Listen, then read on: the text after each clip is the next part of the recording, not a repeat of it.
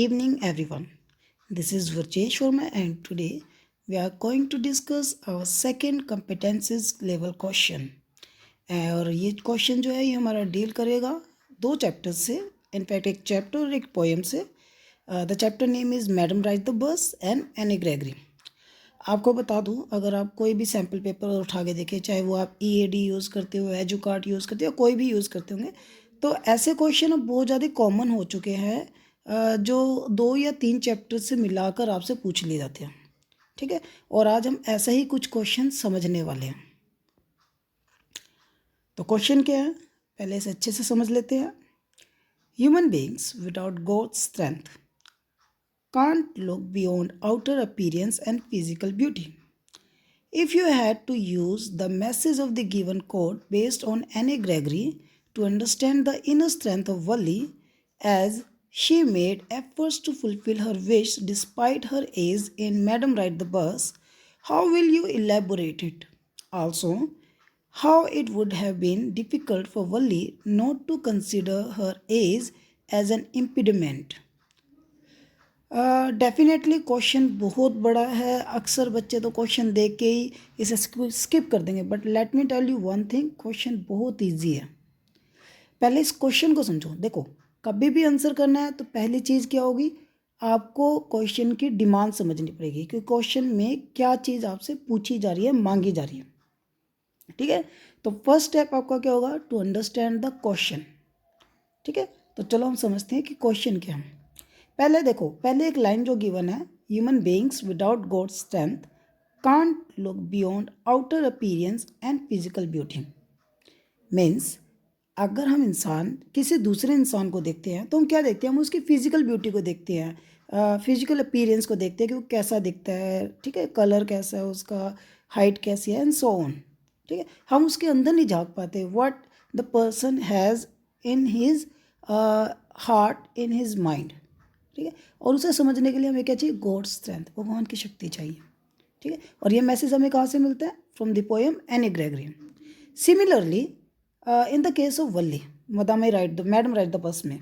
ठीक है, वल्ली जो कि एक छोटी सी यंग गर्ल है, गर्ल ऑफ 8 साल की है, बट वो क्या कर रही है, वो अपनी जर्नी प्लान कर रही है. एंड मीन वाइल उसके लिए जो सबसे बड़ा हर्डल होने वाला था, जो सबसे बड़ा इम्पीडिमेंट होने वाला था, वो क्या होने वाला था, उसकी एज. ठीक है, because it was not easy for a girl like Valli to have a ride of bus solely. अकेले नहीं जा सकती थी वो. ठीक है, बट स्टिल वो इस हर्डल को एकदम से ख़त्म कर देती है और अपनी जर्नी को कंप्लीट करती है. कैसे करती है, ये हमारा आंसर होने वाला है. ठीक है, बात करते हैं आंसर की. तो मैंने क्या किया, मैंने आंसर को 3 कैटेगरीज में डिवाइड किया, मीन्स 3 पैराग्राफ में. आपको मे बी आपके क्लास टीचर ने बताया होगा कि जो पेपर आने वाला है, जो क्वेश्चन होगा, उसकी मार्किंग स्कीम क्या होती है. ठीक है, तो याद रखना, मार्किंग स्कीम को 3 पार्ट्स में डिवाइड किया गया. First part is called content, जो रेफरेंसेस आप बुक से लेकर लिखते हैं, जो आप बुक का मटेरियल आंसर में यूज़ करते हो, उसे बोला जाता है कंटेंट. ठीक है, इसकी वेटेज है 3 मार्क्स, वो 3 नंबर का आएगा. 6 नंबर का क्वेश्चन आता है, 3 नंबर ये कैरी करते हैं. 2 नंबर आपके कैरी करते हैं आपके एक्सप्रेशन. ठीक है, और 1 नंबर होता है आपका एक्यूरेसी. तो एक्यूरेसी को आप इस तरह समझ लीजिए कि एक ग्रामर है. 2 नंबर एक्सप्रेशन मीन्स आप क्वेश्चन को कैसे जस्टिफाई कर रहे हो. कंटेंट तो सभी दे के आ जाएंगे. अक्सर हम 6 नंबर का क्वेश्चन करके आते हैं एंड फिर हम सरप्राइज होते हैं कि क्वेश्चन हमने बिल्कुल डिट्टो बुक में से लिखा है, बट हमारे नंबर क्यों नहीं आ रहे. हमारे नंबर नहीं आ रहे बिकॉज हम एक्सप्रेशन नहीं यूज़ कर रहे हैं और ग्रामर मिस्टेक कर देते हैं, जिसके कारण ये नंबर हमारे कट जाते हैं और हमें मिलते कितने हैं, 3 नंबर. ठीक है, तो जब मैंने आंसर बनाया है वो मैंने इन्हीं तीनों चीज़ों को माइंड में रखते हुए बनाया है. ठीक है, जो फर्स्ट पार्ट है हमारा, ये जो फर्स्ट पार्ट है, फर्स्ट पैराग्राफ होगा, ये हमारा एक्सप्रेशन है, क्योंकि हम इसमें क्वेश्चन को जस्टिफाई कर रहे हैं, आंसर दे रहे हैं और उसका. ठीक है, तो क्या है, पहले ये देख लेते हैं. Human beings may be divided into 2 categories. अगर हम इंसानों की बात करें तो हम उसे 2 पार्ट्स में डिवाइड कर सकते हैं. 1 who disheartened a person and refuse to see beyond the superficial and physical aspect. And other category is where men dare to think way ahead of their capabilities and do not consider them as an impediment. Means इंसान को देखा जाए तो दो तरह के होते हैं, ठीक है।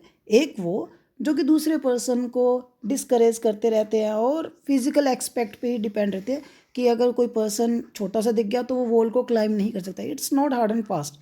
If the person has ability he can climb the wall. Clear.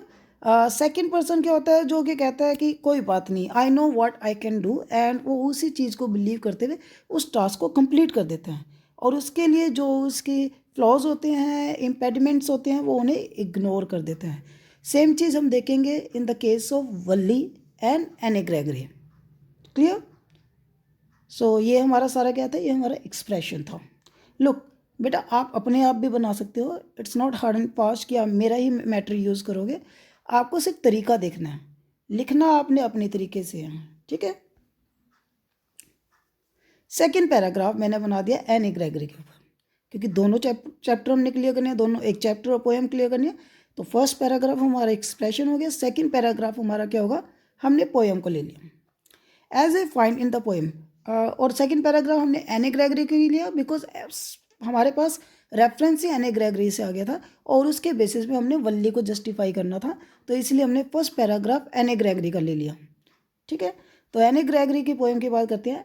As I find in the poem Anne Gregory, the protagonist is really beautiful, yet she has the courage to reject a man who falls in love with a physical beauty, and she wishes to be appreciated for who she is.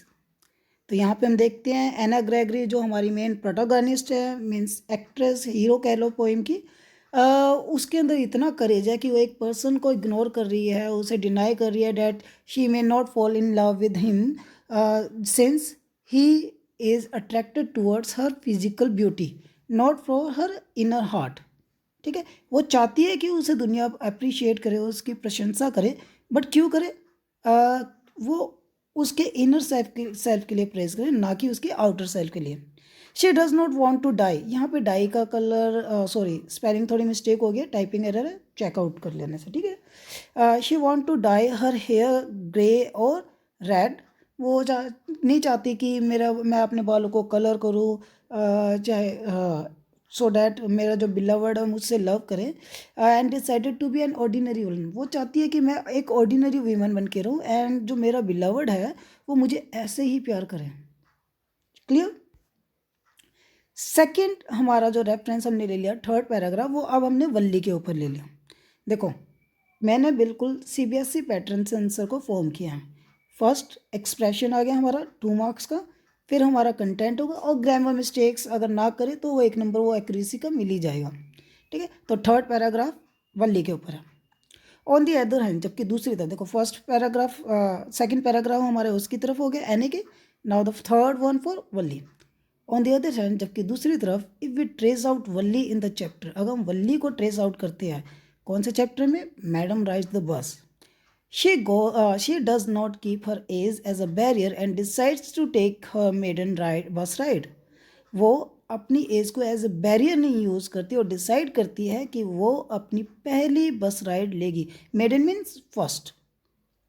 She seems much confident and shows maturity in her journey so that conductor calls her madam. वो अपनी journey में इतनी confident है, इतनी maturity दिखाती है कि conductor, हालांकि उसे पता है she is a small girl but still he uses the word madam for her, ठीक है। और आपको पता होगा in British term, in foreigner term madam word use किया जाता है for a person who is mature enough. Valli also snubs the bus conductor and the other passengers who called her a child. हम देखते हैं वल्ली snubs कर दिया। Snubs means झाड़ना, समझाना या करेक्शन करना, ठीक है। तो वहाँ पे समझा रही है कंडक्टर को और अदर पैसेंजर को कि उससे बच्चा ना बोला जाए। If you remember elderly man उसके बगल में सामने बैठा होता है जो उसकी हेल्थ उससे लेके बहुत ज़्यादा वरीड हो जाता है, वो उसे बैठने के लिए कहता है सीट पे एंड वो वर्ड यूज़ करता है चाइल्ड, एंड वो उसे अब्रप्टली आंसर देती है here no one is child, I have paid 30 passage as every one else, ठीक है।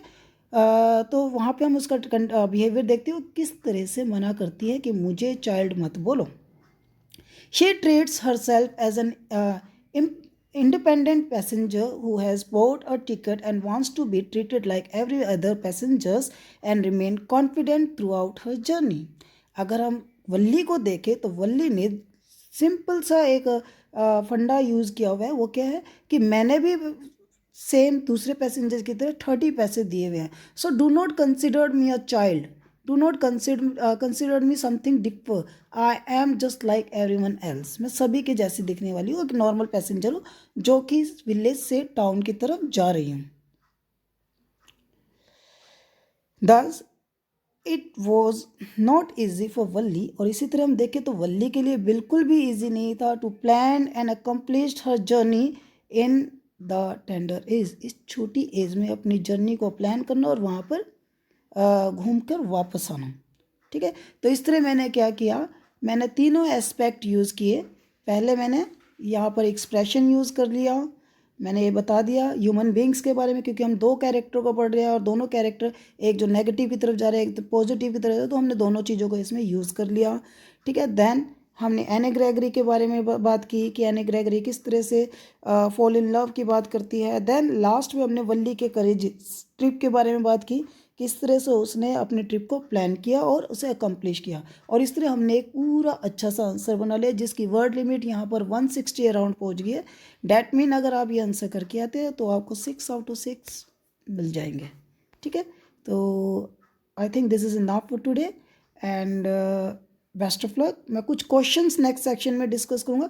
ओनली क्वेश्चंस, आंसर्स आप खुद प्रिपेयर करेंगे. I have so many questions for you. तो let's hope for the best कि board में हमें कुछ ऐसा ही मिल जाए. That's all. Thank you student.